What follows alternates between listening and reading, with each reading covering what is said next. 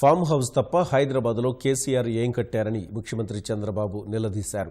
హైదరాబాద్లో ఐటీ సంస్థలు మొదలుకొని ఆధునిక మౌలిక సదుపాయాలన్నీ తన హయాంలో కల్పించినవేనని కలెక్టర్ల సదస్సులో వివరించారు.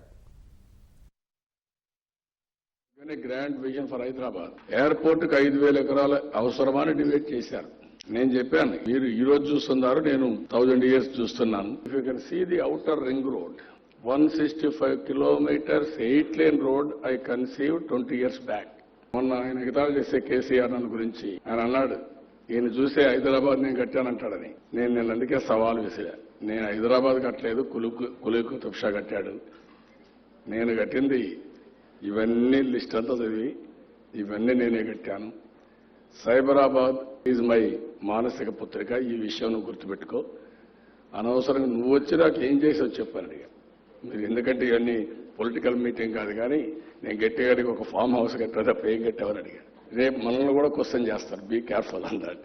ప్రారంభించడం ఎంత ముఖ్యమో పూర్తి చేయడం కూడా అంతే ముఖ్యం.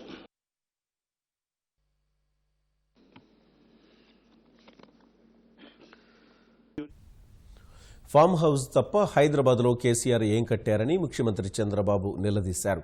హైదరాబాద్లో ఐటీ సంస్థలు మొదలుకొని ఆధునిక మౌలిక సదుపాయాలన్నీ తన హయాంలో కల్పించినవేనని కలెక్టర్ల సదస్సులో వివరించారు.